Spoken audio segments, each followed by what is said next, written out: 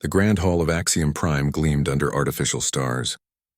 Jiwan Park stood at the podium, her voice steady as she addressed thousands of alien delegates. She wore Earth's formal white uniform, a symbol of peace and unity. For 15 years, humanity had walked carefully among the ancient civilizations of the galaxy. Today, she would ask for something bold. "We propose equal voting rights for all species, regardless of age or origin," Jiwan said. Her words echoed through translation devices in 100 different languages. Some delegates shifted uncomfortably. The Vraxil Consortium sat in their elevated seats, their faces unreadable behind shimmering energy fields. Ambassador Hyun Kim watched from the human delegation box. He felt proud of his leader. Jiwan had spent months preparing this speech. Earth deserved a real voice in the galaxy, not just a courtesy seat at the table. The reforms she proposed would change everything. In the shadows of the upper gallery, someone moved. A figure in dark armor raised a sleek weapon. The energy signature was unmistakable. Human technology, experimental, deadly. The shot came without warning. A bolt of pure blue energy struck Jiwan in the chest. She fell backward, her eyes wide with shock. Chaos erupted instantly. Delegates screamed and scrambled for exits. Security forces rushed toward the podium. Hyun Kim vaulted over the railing and ran to her. He caught Jiwan as she collapsed, her blood staining his hands. "Stay with me," he whispered desperately. Medical teams surrounded them, but he could see it in their faces. The wound was fatal. "Hyun," Jiwan gasped, gripping his hand. Not us, Frame." Her eyes closed. The greatest leader Earth had ever known was gone. Security scanners identified the weapon immediately. The readings spread across every screen in the hall. Human energy signature. Human design. The evidence seemed absolute. Alien faces turned toward the human delegation with horror and anger. "Arrest them," commanded a Vraxil official. "Earth has committed an act of war." Hyun Kim found himself surrounded by armed guards. "This is a mistake," he shouted. "We would never—" But his words were drowned out by the roar of accusations. Within minutes, he was locked in a detention cell, watching as his diplomatic immunity was stripped away. Across the galaxy, aboard the Earth Defense Fleet flagship, Commander Daiho Choi received the news. He stood on the bridge of his vessel, staring at the emergency transmission, his hands clenched into fists. Jiwan Park, the woman who had united Earth's fractured nations, was dead, and his people were being blamed. "Sir, we're receiving scanner data from Axiom Prime," reported his tactical officer. "The weapon signature matches our experimental energy rifle project." Daiho's jaw tightened. That project was classified. Maximum security. How could it get to Axiom Prime? "Unknown, sir. But the Galactic Council is already calling for sanctions." A priority message flashed on his screen. It was encrypted with a code he didn't recognize. Against protocol, he opened it. Inside was a data packet containing financial records, communication logs, and security footage. All of it pointed to one conclusion. The Vraxil Consortium had orchestrated everything. Daiho studied the evidence carefully. 3 months ago, someone had broken into Earth's research facility. The theft had been covered up, labeled a false alarm. Now he understood why. The Vraxil had stolen the weapon, waited for the perfect moment, and used it to frame humanity. "Get me Director Mirai Lee on a secure channel," Daiho ordered, "and prepare the fleet for emergency deployment." On Earth, in the underground command center of the Security Bureau, Mirai Lee was already 10 steps ahead. She had received the same encrypted package. Her analysts were tearing it apart, verifying every detail. The evidence was solid, but it didn't matter. The Galactic Council wouldn't listen to them now. "The vote is happening now," her deputy reported. "Sanctions against Earth. They're demanding we surrender our military fleet." Mirai pulled up the live feed from the council chambers. She watched as species after species voted in favor. The Vraxil had spent centuries building alliances. They had the votes they needed. Earth was being isolated, cut off from galactic trade and protection. "Where is Acting President Han?" Mirai asked. "In the Situation Room." "She's recalling all our ambassadors." Sujin Han had been Earth's military strategist before entering politics. She understood what this meant. War was coming, whether they wanted it or not. In the Situation Room, surrounded by generals and advisors, she made her decision. "We will not surrender our fleet," Sujin announced. "We will not accept blame for a crime we did not commit." Recall every human citizen from alien worlds. Shut down the jump gates to Sol system. We are going to full defensive posture. Madam President, if we do this, there's no going back, warned her chief of staff. They murdered Jaiwan in cold blood and framed us for it. Sujin replied, her voice hard as steel. There was no going back the moment they pulled that trigger.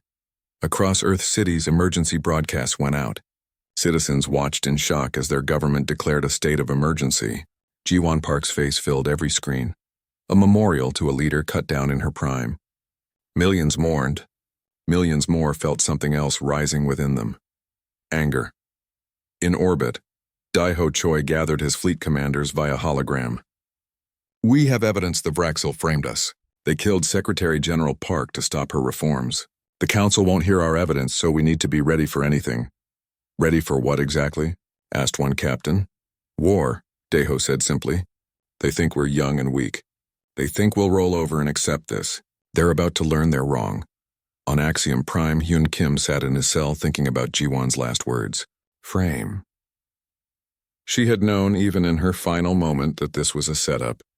He had to escape. He had to tell Earth what he knew. A guard approached his cell. But instead of the usual Vraxil security, this one was different. A member of a species Hyun didn't recognize. The alien glanced around nervously, then deactivated the energy field. Your leader spoke truth, the alien whispered. Some of us know. Some of us will help. Go quickly, Hyun didn't question it. He ran. Back on Earth, Sujin Han stood before the global assembly. Her message was broadcast to every human in the solar system. They have taken our greatest champion. They have accused us of evil we did not commit. They believe we will surrender because we are young to the stars. They are mistaken. We are humanity. We do not abandon our own. We do not accept injustice. And we do not forget. The message was clear. Earth would not bow. The galaxy had made an enemy of the wrong species. Humanity's retaliation was about to begin. Mirai Lee assembled her team in a secure facility beneath Seoul's streets. The room held 5 people, each chosen for their unique skills. She looked at them with grim determination. Our mission is simple, Mirai began. Find proof the Vraxil killed G1 Park and bring it to the galaxy. We cannot do this through normal channels. This is a shadow operation. Boram Song sat forward. She had spent a decade living among alien cultures, learning their languages and customs. I can get close to the Vraxil. I have contacts. Then you're going to their homeworld, Mirai replied. She pulled up holographic images of the weapon used in the assassination. This energy rifle was stolen from our research facility 3 months ago. The theft was covered up. I need to know how deep this conspiracy goes. The team spent hours reviewing the encrypted evidence Daiho Choi had received. Financial transactions showed payments from Vraxil accounts to various mercenary groups. Communication logs revealed planning sessions dating back 6 months. Someone in the Vraxil consortium had orchestrated everything with surgical precision. They knew Jiwon would propose reforms, one analyst noted. They knew it would threaten their veto power in the council. So they eliminated her and framed us in one move. Brilliant and ruthless, Mirai admitted. But they made mistakes. We're going to find them all. Boram departed Earth on a civilian transport using false identification. She traveled through 3 neutral systems before reaching Vraxil space. The Vraxil homeworld was a fortress of towering crystal spires and advanced defense systems. Getting in would be difficult. Getting out alive would be harder. She made contact with an old friend, a smuggler who owed her favors. Through him, she learned about Kiva, a Vraxil who worked in the consortium's administrative offices. Kiva had a reputation for being different, questioning the old ways. The meeting happened in a dark marketplace away from surveillance. Kiva appeared nervous, their skin patterns shifting with anxiety. Why should I trust a human? Kiva asked. Because you know the truth, Boram replied. Your consortium murdered an innocent woman and blamed my people. You can pretend that's justice, or you can help me prove what really happened. Kiva hesitated for a long moment. Then they pulled out a data crystal. Internal documents. Proof of the planning. If they discover I gave you this, my life is over. Then we make sure they never find out, Boram said, taking the crystal. Why are you doing this? Because what they did was wrong. Even for the consortium. Kiva disappeared into the crowd. Boram transmitted the documents to Earth via encrypted channels. Mirai's team verified everything. The evidence was irrefutable. Meeting transcripts showed consortium leaders discussing the assassination. Financial records proved they paid for the weapon theft. Everything Ji-won had suspected was true. Meanwhile, Commander Dae-ho Choi worked on the military side. He knew evidence alone wouldn't save Earth, they needed strength. In secret shipyards beyond Neptune, Earth's engineers had been developing new technology. Chief Engineer Tae-jin Yu brought Dae-ho to see the prototype. It was a modified jump drive, smaller and faster than anything the galaxy had seen. Conventional FTL takes hours to charge, Tae-jin explained. This charges in minutes. We can jump faster, farther, and more frequently than any ship in the Vraxel fleet. How many ships can we equip? Dae-ho asked. Right now, 20. In a month we could outfit the entire fleet. We might not have a month, Dae-ho replied. Install them on our fastest ships. If this goes wrong, I need the ability to strike hard and disappear. Tae-jin nodded. The Vraxel think they know human technology. They're about to get a very unpleasant surprise. Across the galaxy, Hyun Kim was running for his life. The alien who freed him had given him directions to a safe house, but Vraxel security was everywhere. He moved through the shadows of Axiom Prime, avoiding patrols and security drones. He reached the safe house, a small room in the lower levels. Inside, he found 3 other aliens, species he recognized from the council chambers. They looked at him with a mixture of fear and hope. Your leader was right, one of them said. The Vraxel have ruled for too long. They silence anyone who questions them. We want change. Then help me get this evidence to Earth, Hyun said, showing them the data he had collected. Help me expose the truth. They provided him with a small ship, barely space-worthy but fast enough to escape. Hyun plotted a course to neutral space where he could contact the Earth fleet. On Earth, acting President Soo Jin-han faced an impossible decision. The evidence was mounting, but the Galactic Council refused to hear their case. She sat in her office, studying star charts and fleet positions. Madam President, we have a communication from Commander Choi, her aide announced. Dae-ho's face appeared on screen. The fleet is ready. We have the new FTL drives installed on our strike force. We have the evidence. What are your orders? Soo-jin looked at the documents spread before her. Proof of Vraxel guilt. Proof of a conspiracy to destroy Earth's credibility. But the galaxy wouldn't listen to documents. They needed something more. We present the evidence by force, Soo-jin decided. Not an invasion. A demonstration. We show the galaxy that Earth will not be silenced. That could start a war, Dae-ho warned. They started the war when they killed Ji-won, Soo-jin replied. We're just going to finish it. But we do this smart. We build alliances. We show we're not the aggressors. Mireille Lee entered the room. I have an idea. We can't get the council to hear us officially.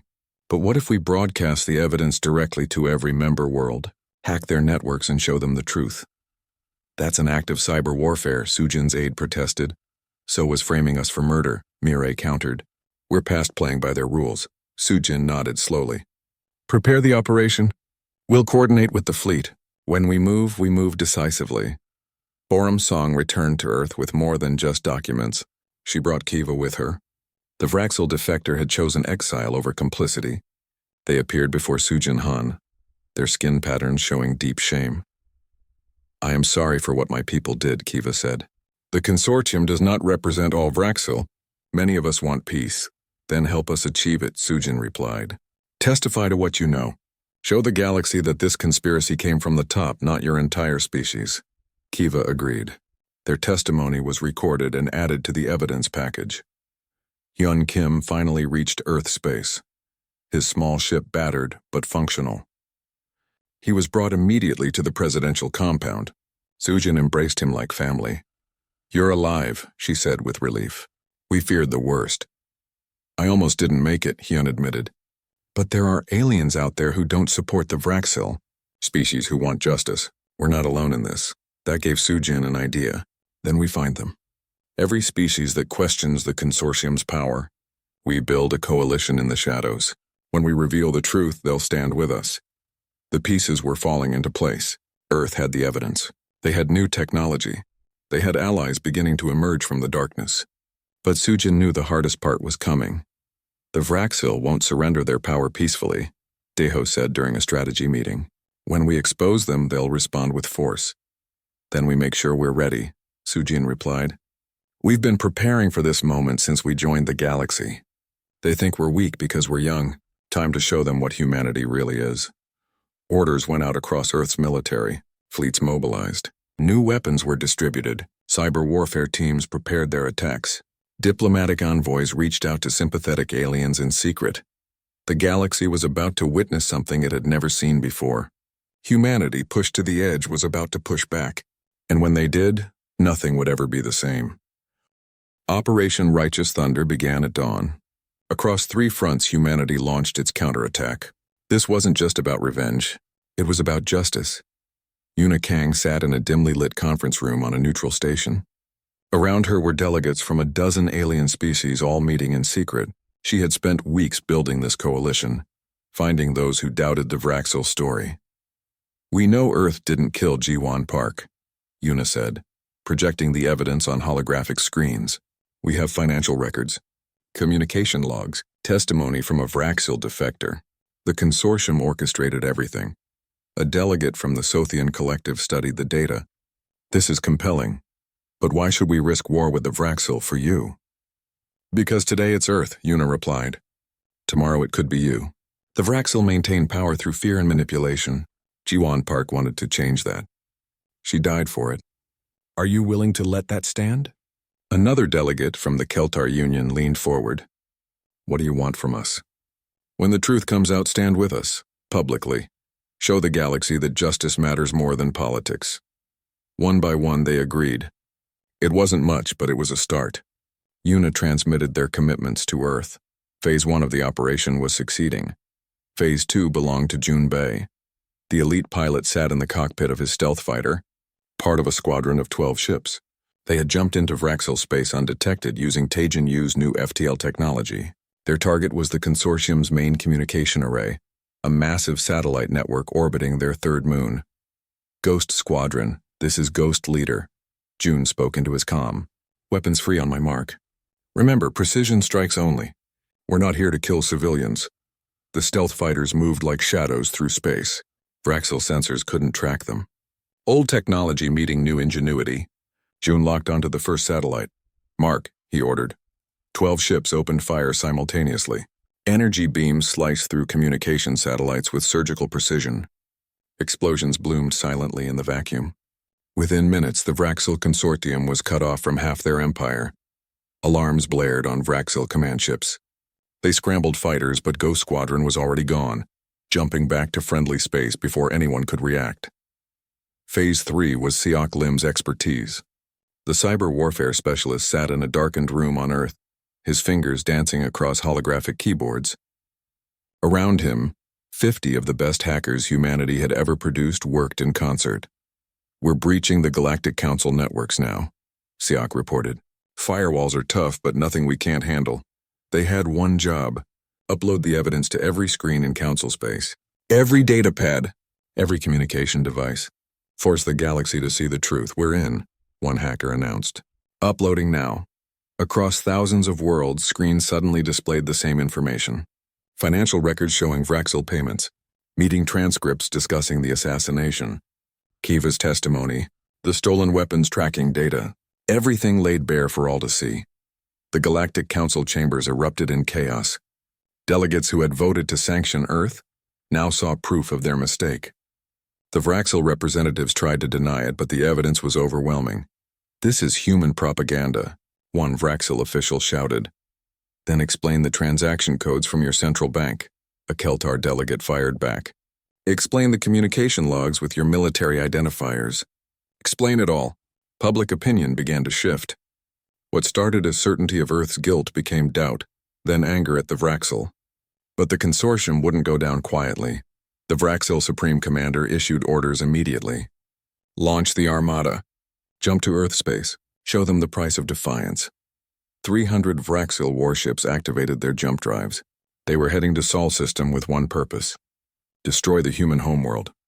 Commander Daeho Choi watched them come on his scanners. The Vraxil fleet emerged near Jupiter, a wall of firepower that dwarfed Earth's defenses.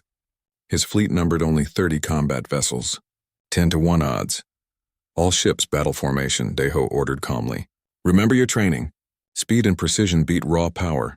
The Vraxil commander broadcasted on open channels. "Surrender your fleet and your leaders. Face justice for your crimes. Refuse and we will burn your world. Deho replied with equal calm. The only criminals here are you. Earth stands ready to defend herself. Come and try. The Vraxil Armada advanced. Their ships were massive, built for overwhelming force. But they were also slow, designed for traditional warfare. They hadn't fought humans before. Execute Plan Thunderbolt, Deho commanded. Earth's ships scattered in 12 different directions, their new FTL drives letting them jump short distances instantly. The Vraxil formation tried to track them but couldn't keep up. Human ships appeared, fired, and vanished before return fire could be calculated. Junbai's Ghost Squadron hit the Vraxil flanks. Their stealth systems let them get close before unleashing weapons. They targeted engines and weapon systems, crippling ships without destroying them. They're trying to surround us, one of Deho's captains warned. Let them think they're succeeding, Deho replied. He was watching the Vraxil formation carefully. They were grouping together, thinking it made them stronger. It actually made them vulnerable.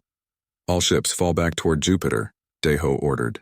Make it look like we're retreating, the Vraxil pursued, smelling victory. Their fleet bunched together as they chased the human ships. Exactly as Deho wanted. Now, Deho shouted. Execute gravity slingshot maneuver.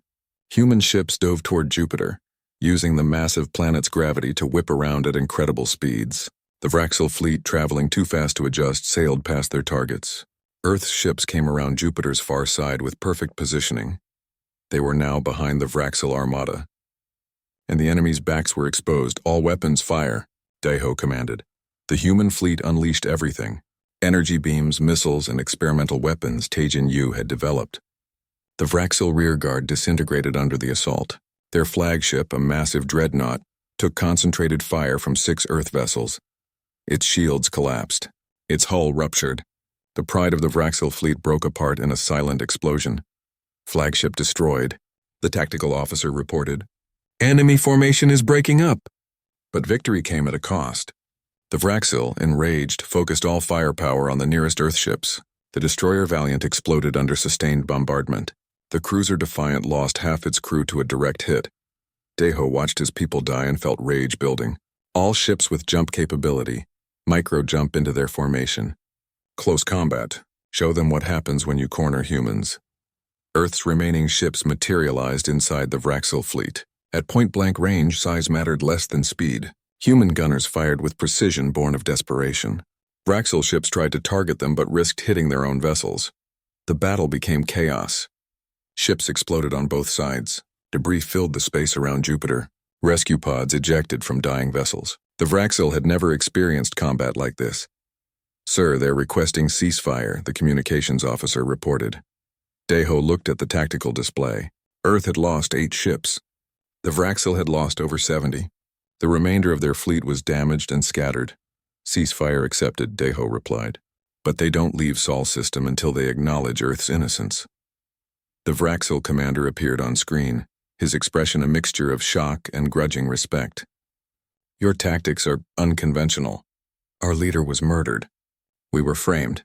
We defend ourselves with whatever works, Deho said coldly. Acknowledge the truth or we continue this fight.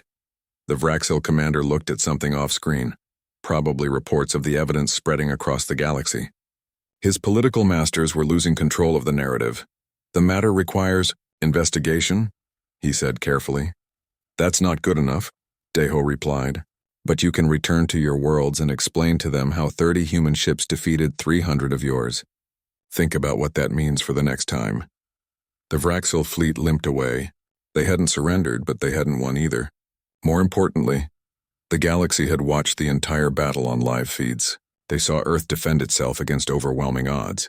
They saw human courage and ingenuity. Yuna Kang's coalition grew instantly. 50 more species contacted her, wanting to join. The evidence combined with Earth's military display changed everything. The galaxy was reconsidering who the real threat was. Back on Earth, Sujin Han addressed the planet. Today we proved that humanity will not bow to injustice. We took losses. We mourn our dead. But we showed the galaxy our strength. This isn't over, but we're winning. In the wreckage around Jupiter, rescue ships searched for survivors. Human and Vraxil crews pulled each other from the debris. Temporary enemies united by the shared experience of combat. Daiho stood on his bridge, looking at the casualty reports. Too many names, too many families destroyed, but they had held the line. "Sir, we're receiving hundreds of messages from alien governments," his communications officer said. "Many want to establish diplomatic contact.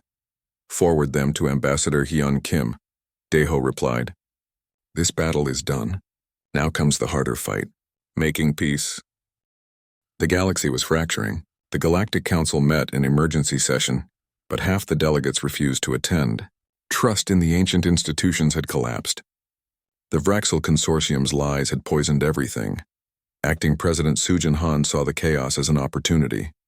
With the Council paralyzed, Earth could act without political interference. She authorized offensive operations against Vraxel military installations. "We're not invading," Sujin told her military commanders. "We're liberating. Intelligence suggests the Vraxel have been using slave labor on conquered worlds. We free those people and we gain allies."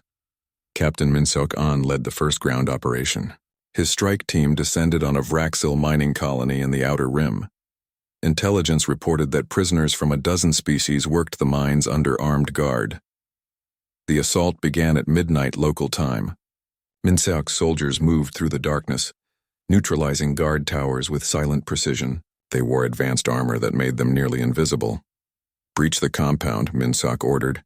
Explosives blew open the main gate. His team poured through, weapons ready, but they didn't fire unless fired upon. This wasn't a massacre, it was a rescue. The Vraxel guards surrendered quickly when they realized they were outnumbered and outmatched. Min-seok's team secured the area and opened the prison cells. What they found made him sick. Hundreds of aliens, malnourished and beaten, stared at them with hollow eyes. These weren't prisoners of war. They were slaves. "We're from Earth," Min-seok announced through a translator. "You're free now. We're getting you out of here." One of the prisoners, a being with blue skin and forearms, stepped forward. "Why should we trust you? You're just another species seeking power." "We were framed for murder and attacked by the Vraxel," Min-seok replied. "We know what it's like to be victims of their cruelty. We're here because it's right, not because we want something from you." The blue-skinned alien studied him for a long moment, then nodded. "Her name was Rena. I am Rena. I will help you free the others." Word of the liberation spread quickly. Other colonies heard that Earth was freeing slaves. More aliens began to see humans not as aggressors but as liberators. Unikang's coalition swelled to include species that had suffered under Vraxel rule for centuries. Meanwhile, Yoonji Park was making her own mark. Ji-won Park's daughter had joined the military immediately after her mother's death. She channeled her grief into action, becoming one of Earth's most effective fighter pilots. She led her squadron in a raid against a Vraxil weapons depot. The facility produced the energy weapons used throughout their empire. Destroying it would cripple their ability to wage war. "Eagle Squadron, follow my lead," Yoonji commanded. Her voice was steady, showing none of the pain she carried inside. Her fighters swept through the depot's defenses like a storm. She flew with a combination of skill and fury that made her nearly unstoppable. Every target she destroyed was another piece of justice for her mother. "Depot shields are down," her wingman reported. "Ready for bombing run." "Negative," Yoonji replied. "I'm seeing life signs, workers, they might be prisoners." She pulled up at the last second, aborting the attack. Her squadron followed her lead, confused but trusting. Yoonji circled the depot, scanning carefully. "There," she said. "Barracks separate from the main facility. Those are slaves, not soldiers. We extract them first, then destroy the depot." It took an extra hour, but they evacuated every prisoner before leveling the facility. Yoonji watched the explosions with grim satisfaction. Her mother would have approved of saving those lives. The news broadcasts showed her face across Earth. Ji-won Park's daughter fighting for justice. She became a symbol of humanity's resilience and moral strength. In Earth's research facilities, scientist Wonho Nam worked day and night on a new weapon. The Vraxil had superior shields that absorbed standard weapons fire. Earth needed something that could penetrate them. "Quantum disruption," Wonho explained to the military advisors. "Instead of trying to break through shields, we phase the torpedo to a slightly different quantum state. It passes through the shields as if they don't exist." "How many can you produce?"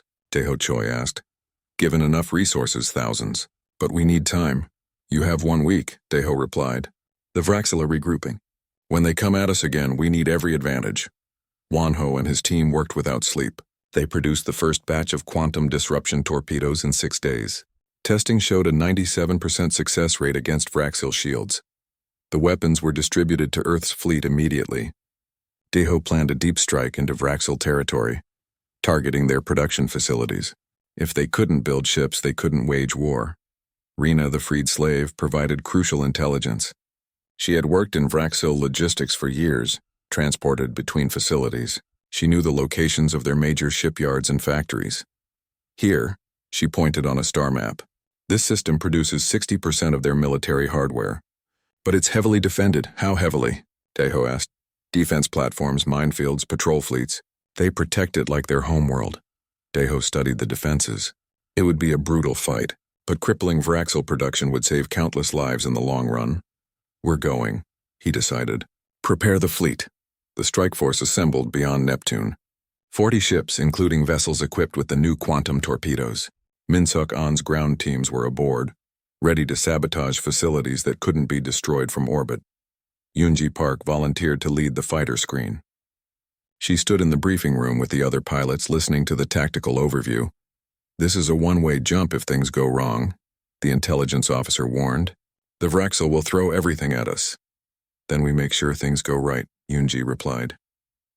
Her resolve was absolute. This was for her mother, for Earth.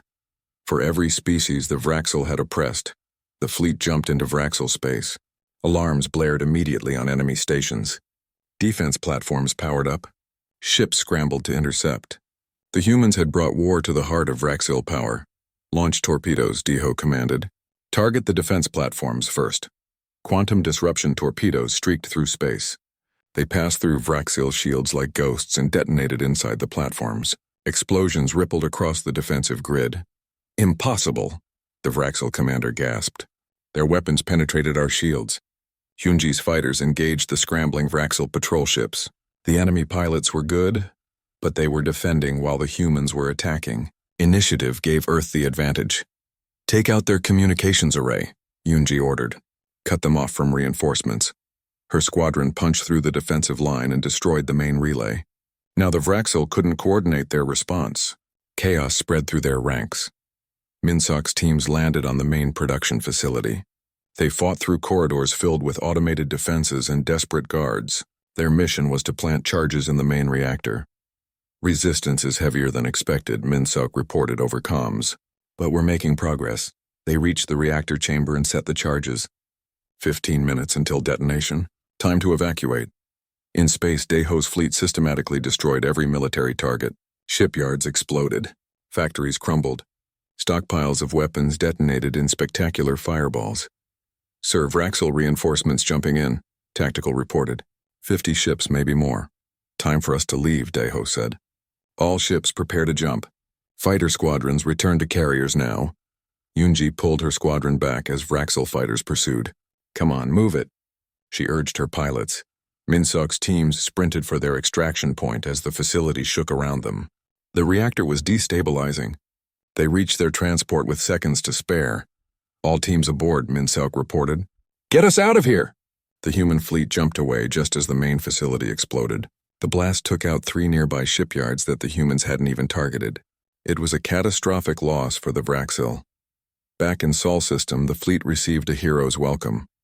They had struck deep into enemy territory and emerged victorious. More importantly, they had crippled Vraxil military production. But the cost was evident. 5 ships didn't return. Hundreds of soldiers and crew members were dead or wounded. Sujin Han visited the hospitals personally, thanking each survivor. You've given us time, she told them. Time to build our defenses. Time to forge alliances. Time to prepare for what comes next. Because everyone knew the Vraxil wouldn't accept this lying down. They were wounded and angry. And desperate enemies were the most dangerous kind. Yuna Kang reported that the coalition now included over 100 species. The balance of power in the galaxy was shifting. But the Vraxil still controlled the Council's central systems. They still had weapons that could destroy worlds. They're threatening to use a planet killer, Yuna warned. If we push them too far, they might actually do it. Sujin looked at Earth from her office window. Billions of lives depended on her decisions. She couldn't let fear stop her, but she couldn't be reckless either. Then we end this before they get desperate enough, Sujin decided. We take the fight to their leaders. We capture them and bring them to justice, Deho Choi nodded. A final assault on the Vraxil homeworld. It's risky. Everything we've done has been risky, Sujin replied. But we've come too far to stop now. Humanity finishes what it starts. The combined fleet gathered at the edge of Vraxil space. It was the largest armada humanity had ever assembled. But it wasn't just human ships anymore. Vessels from 80 allied species flew alongside Earth's fleet. The coalition Unikang had built was now a military force. Commander Deho Choi stood on the bridge of the flagship, looking at the tactical display. 200 allied ships faced the Vraxil homeworld's defenses. This would be the final battle. All fleet commanders, this is Deho Choi, he broadcasted. We're not here for conquest. We're here for justice. Our target is the consortium leadership. We capture them, we end this war. The allied fleet jumped into Vraxil home space. Defensive platforms opened fire immediately. Energy beams and missiles filled the void, but the allies had numbers and determination.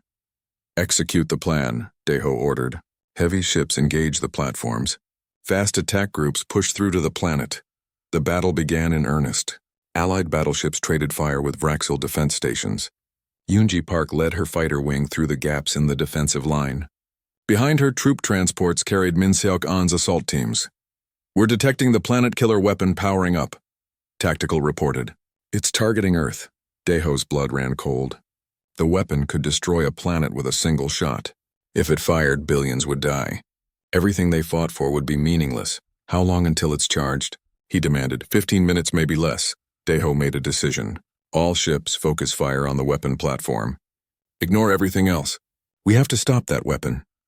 The fleet concentrated its assault on a massive orbital station. That's where the planet killer was housed. Shields flared under the bombardment, but they were holding. We can't break through in time, one captain reported. On the troop transport, Yoonji heard the exchanges. She looked at her squadron, then at the weapon platform. There was another way. Eagle Squadron, with me, she ordered. We're going in. That's suicide, her wingman protested. So is letting that weapon fire, Yoonji replied. She thought of her mother, of Ji-won Park speaking truth to power. Some things were worth dying for. Her squadron dove toward the platform. Point defense systems targeted them. Ships exploded around her, friends dying in flashes of light.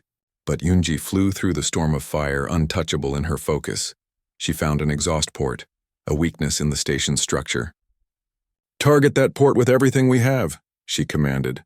The surviving fighters unleashed their missiles. Explosions rippled across the station's surface. The shields flickered. One more pass, Yoonji said. For Ji-won Park, for Earth, for everyone they've oppressed. She armed her last missile and flew straight at the port. Her targeting system locked. She fired at point-blank range, then pulled up hard. The missile struck true, penetrating deep into the station. The planet-killer weapon destabilized. Energy built up inside it with nowhere to go. The entire platform began to tear itself apart. All ships, get clear, someone shouted. The weapon detonated in a blast that lit up the system. The shockwave scattered ships like toys. Yoonji's fighter tumbled through space, systems failing. But she was alive, and the weapon was gone. Eagle Leader is hit, her wingman reported. I'm bringing her in. Min Seok-an's teams had reached the planet's surface. They fought through the capital city toward the consortium headquarters. Resistance was fierce, but the Vraxil were demoralized. Their ultimate weapon was destroyed. Their fleets were defeated. Building ahead, Min Seok's scout reported. That's where the consortium leadership is hiding. Breach and clear, Min Seok ordered. Take them alive if possible. His team stormed the building. They encountered automated defenses and fanatical guards. But human soldiers had trained for this. They moved like shadows, eliminating threats with precision. In the central chamber, Elder Vrax sat on his throne. The leader of the consortium looked old and tired. Around him, his closest advisors cowered. You cannot win, Elder Vrax said. Kill us and you make martyrs. The galaxy will never accept you. We're not killing you, Min Seok replied. You're going to stand trial. Answer for what you've done, Elder Vrax laughed bitterly. Trial by whose authority? The council is broken. By the authority of every species you've oppressed, Min Seok said. Every slave you've kept. Every voice you've silenced. Justice will have its day. But Elder Vrax's hand moved toward a control panel. Min Seok saw it too late. The planet killer might be gone, but there were other weapons. If I fall, this world falls with me. Elder Vrax snarled, activating a failsafe. Alarms blared throughout the city. A self-destruct sequence initiated in the planet's core. They had minutes before the entire world exploded. Taejin Wanho, are you hearing this? Minsok shouted into his comm. In orbit, Chief Engineer Taejin Yu and scientist Wanho Nam were already analyzing the readings.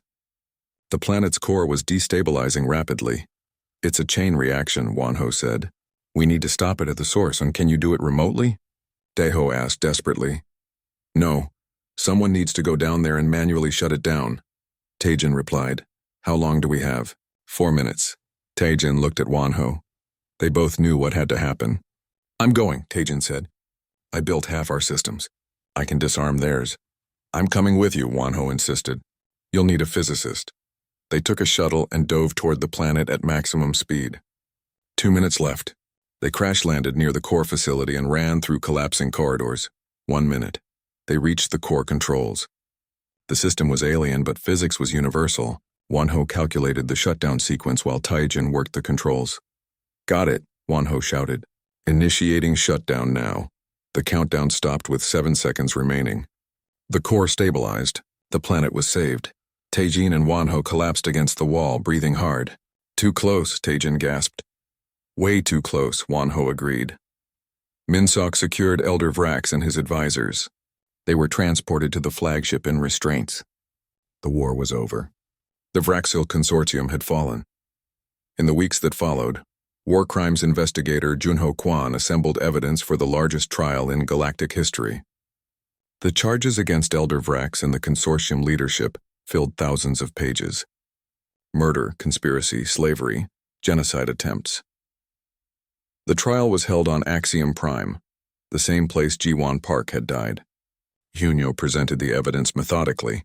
Every crime documented, every victim given voice. Elder Vrax tried to defend himself, claiming everything was for the stability of the galaxy. But Kiva testified against him, revealing decades of corruption and cruelty. Rena spoke of the slave camps. Freed prisoners from 100 worlds told their stories. The verdict was unanimous, guilty on all counts. Meanwhile, Yuna Kang led efforts to reform the Galactic Council. The old system that gave power to ancient species was dismantled. New bylaws were written, ensuring equal representation for all. We're creating something new, Yuna told the assembled delegates. A council based on merit and justice, not age and power. This is what Jiwon Park died for. We owe it to her to get it right. The reforms passed by overwhelming majority.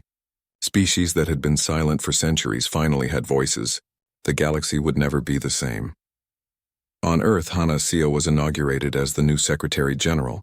She stood where Jiwon Park had stood, addressing the unified government and the world beyond. Jiwon Park believed in a galaxy where justice mattered more than power, Hana said. She died for that belief. But her dream didn't die with her. We've proven that right can triumph over might, that truth can defeat lies, that even the youngest species can change the galaxy for the better. Hyun Kim became the first human supreme arbiter of the reformed Galactic Council. His first act was to officially exonerate Earth of all charges related to Jiwon Park's assassination. His second was to establish a Galactic Truth and Reconciliation Commission. We cannot forget what happened, Hyun said, but we can learn from it. Build something better. Sujin-Oh led the Reconstruction Council, helping rebuild worlds damaged in the conflict. Former Vraxil colonies received aid and support. Enemies became partners in building peace. Daeho Choi retired from military service.